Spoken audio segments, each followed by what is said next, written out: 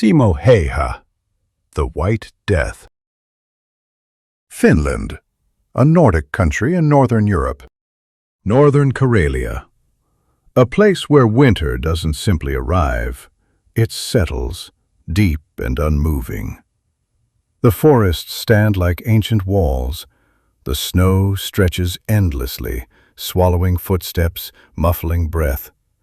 Here, among long winters and quiet woods, was born Simo Häyhä, a small, unassuming Finnish man, only 152 centimeters tall, whose size made him almost invisible to the forest.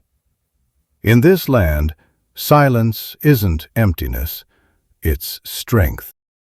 Long before anyone called him a sniper, Simo was shaping himself into one.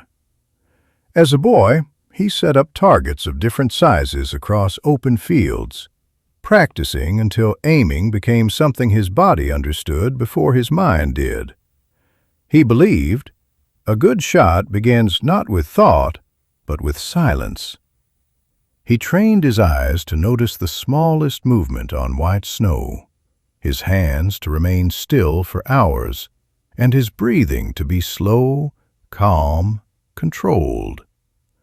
The forest was not his battlefield. It was his teacher. On the 30th of November, 1939, the Soviet Union invades Finland.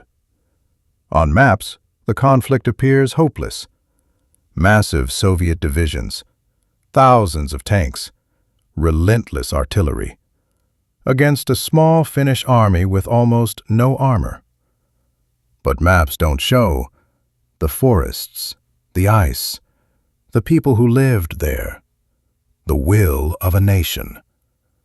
The Finnish leadership makes a clear, difficult decision. Finland will resist. Finland will fight. And thousands of ordinary men, hunters, farmers, and workers take their rifles and step forward. Among them, Simo Häyhä, volunteer. Simo joins the Sissi units, the Finnish ski troops trained for deep forest warfare. He brings his personal rifle, the M/28-30, fitted with simple iron sights. He refuses a scope. A scope can reflect sunlight. A reflection can reveal a sniper's position. In freezing temperatures, optics fog and freeze. Iron sights and a trained eye were safer, and Simo's eyes were more precise than glass. A group of Soviet soldiers, led by a commander, moves cautiously through a forest path. Heavy coats, frozen breath, cold beyond what their equipment could handle. Simo lies deep in the snow, covers himself with powdery frost, and even places snow in his mouth so not a trace of warm vapor escapes. Daylight lasts only 4 to 6 hours in winter. He must act quickly and perfectly. He studies the group. He selects the commander. Breath in, breath out. Shot. The commander falls. The soldiers freeze, confused. Another tries to give orders. Shot. And the entire group collapses into panic. One silent man in snow has stopped a unit many times his size. Simo never fired randomly, and he never targeted the least dangerous soldier. Every bullet had purpose.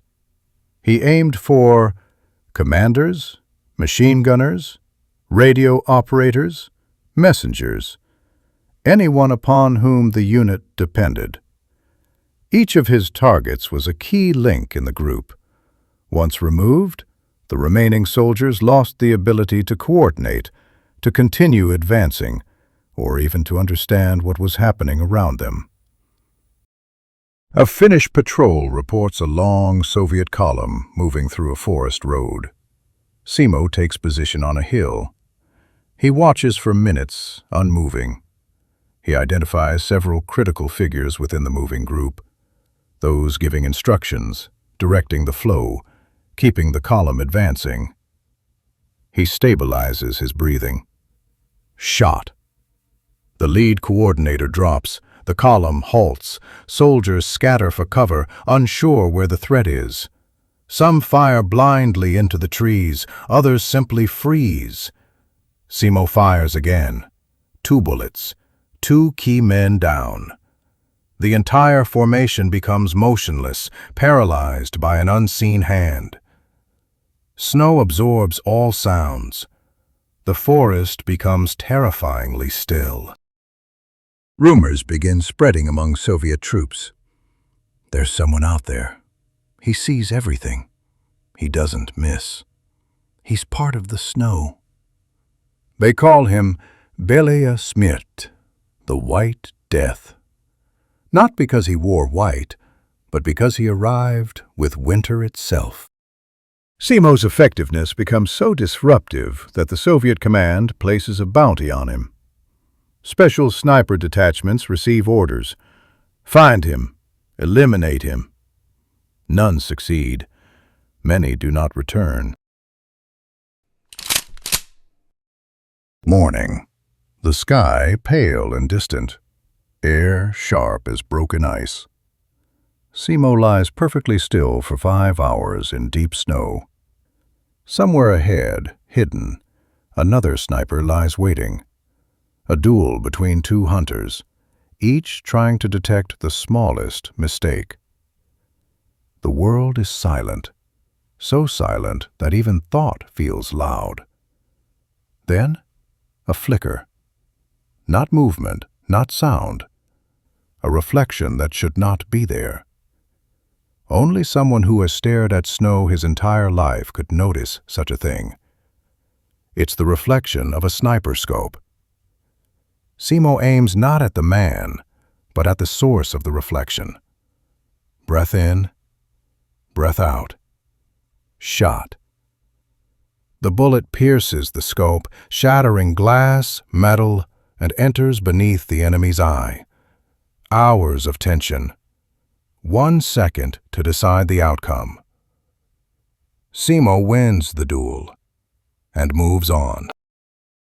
In barely 100 days, Simo Häyhä achieves over 500 confirmed kills, approximately 5 per day, with extremely short winter sunlight, under constant threat of counter-snipers, artillery, and temperatures dropping below -40 degrees Celsius.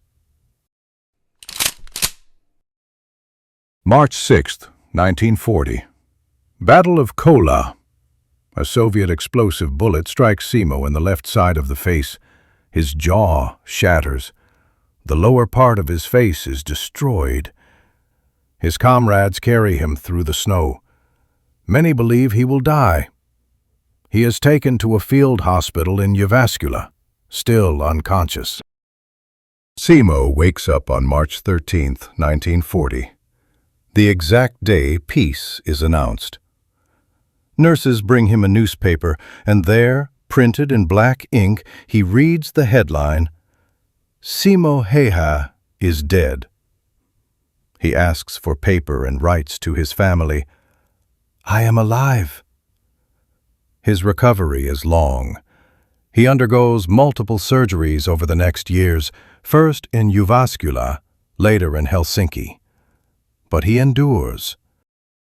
For his actions, Simo is awarded the Medal of Liberty, 1st and 2nd class, the Cross of Liberty, 3rd and 4th class, normally reserved for officers. On August 28, 1940, Marshal Carl Gustav Emil Mannerheim personally promotes him from corporal directly to 2nd lieutenant, junior sergeant equivalent. A rare honor. After the war, Simo does not become a politician or a public hero. He returns to the forest. He raises hunting dogs. He attends local competitions quietly, never boasting about his past. Decades later, when handed a modern rifle, he takes one shot at a distant target. A perfect hit. He smiles. The eyes remember. Simo Häyhä's story is not about killing. It is about duty, discipline, patience, and a man who stood where he needed to stand when his home was invaded. A man shaped by silence. A man who blended into the snow to protect the land he loved. The White Death, not out of cruelty, but out of necessity.